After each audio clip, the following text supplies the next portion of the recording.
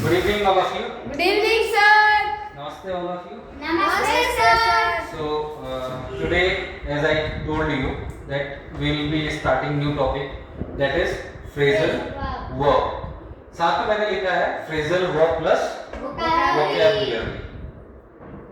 मैंने I told you कि आप अच्छी इंग्लिश तभी आप बोल सकते हो जब क्या होगा, you will be having good collection of words. अगर आपके पास वर्ड्स की शॉर्टेज है या वोकैब आपकी अच्छी नहीं है, दैट मीन्स कहीं ना कहीं आपको बोलने में दिक्कत आती है.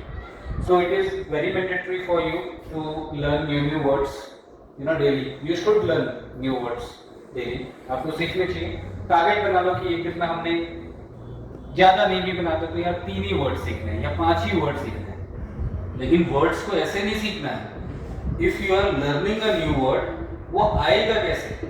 मैंने पहले भी बताया है अपनी पुरानी वीडियो में. If you want to learn और रिमेंबर द वर्ड, आपको क्या करना पड़ेगा? You have to use that word in a sentence. आपको उस वर्ड को किसी सेंटेंस में फ्रेम करके बनाना पड़ेगा. जब आप सेंटेंस का स्ट्रक्चर बनाओगे, उसमें नए वर्ड्स को अगर आप इंक्लूड करोगे, दैट मीन्स आपका जो माइंड है उसको रिटेन करके रखेगा. अगर आप उन वर्ड्स को सेंटेंस में फ्रेम नहीं कर रहे हो कि यार चलो जैसे रटते हैं ना, रट लेते हैं. आज मैंने 3 वर्ड नए पढ़े हैं लेट्स से, और इन 3 वर्ड को मैं खाली वर्ड मीनिंग के सेंस में अगर याद करके अपने दिमाग में रिटेन करने की सोचूंगा ना, तो वो रिटेन्ड रहेंगे ही नहीं. प्रॉब्लम क्या आएगी? जब इंप्लीमेंट करने की बात आएगी, उन वर्ड्स को यूज करने की बात आएगी, आप उन्हें यूज कर ही नहीं पाओगे, क्योंकि एन मोमेंट पे जैसे ही उन्हें यूज करना होगा, आपके माइंड में वर्ड स्ट्राइक करेगा ही. तो मैंने what is the best way, I told you to remember the words. क्या क्या है सबसे बढ़िया? Just you know try to implement और try to use that word in a sentence. उस वर्ड को किसी सेंटेंस में इंप्लीमेंट करने की कोशिश करो, उससे कोई स्ट्रक्चर बनाने की कोशिश करो. Yes, sir. Then only you will be able to retain that word in your mind. Okay? Yes, so sir. आज का टॉपिक बहुत इंटरेस्टिंग है. It will help you out. आपको बहुत मदद करेगा in competitive examinations and also in your school examinations. Yes, sir. और उससे भी बड़ी बात, अगर आप फ्रेजल वर्ब्स को याद कर सकते हो, तो you can use these phrasal verbs in your daily conversation. और ये होते हैं कंपटीशन में भी इतने ज्यादा पूछे जाते हैं, पूछो मत.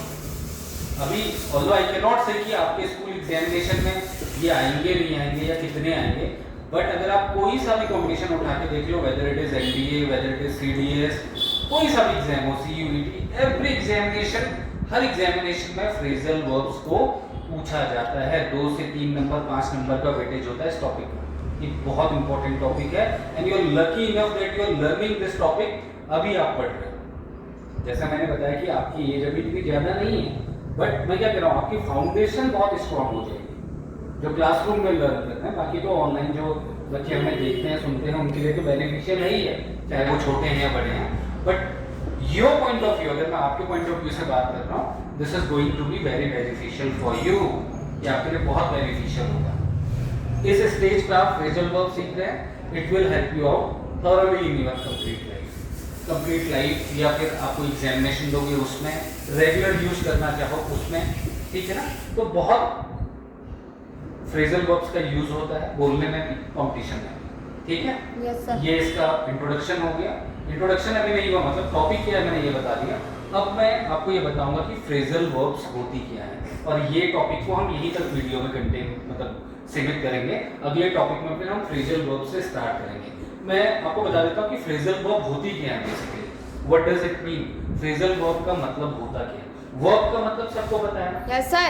क्या होता है? अगर मैं लेमन एक वे में आपसे पूछूं, what is the meaning of verb? Sir, verb name. का मतलब क्या होता है? Name.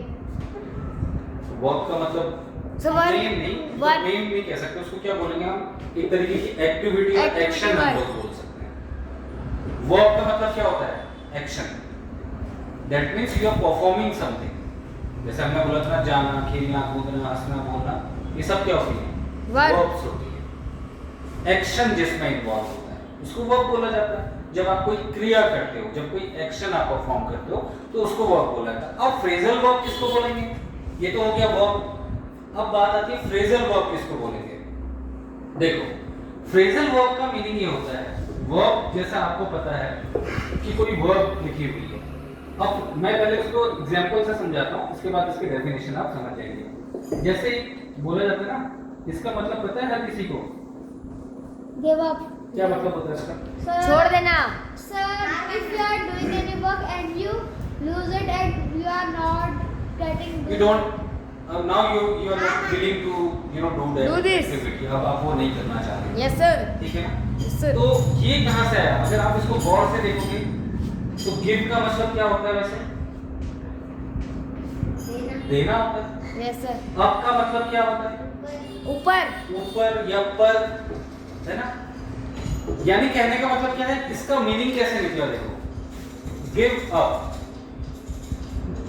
मतलब अब एक्टिविटी इतनी ज्यादा हो चुकी है कि अब आप उसको करना ही नहीं चाह रहे, अब आप उसको छोड़ना चाह रहे हैं। तो यहाँ से क्या मतलब आया? ये तो एक एक्शन था, है ना? देना, लेना, खेलना, कूदना, ये सब क्या है? एक्शन है। ठीक है, उसके साथ क्या लग गया? एक्सटेंशन लग गया। एक्सटेंशन क्या आएगा? अप आया। अब जरूरी नहीं कि अप ही हो, एक्सटेंशन कुछ भी हो सकता है।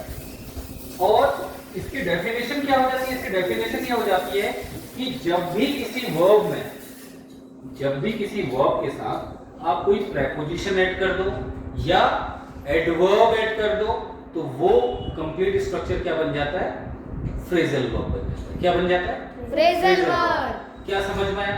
जैसे मैंने बोला गिव का मतलब देना होता है, अब का मतलब कुछ और होता है। लेकिन अगर इनको कंबाइंड कर दिया जाए, ये क्या है? एक्शन है, वर्ब है। वर्ब के साथ मैंने क्या किया?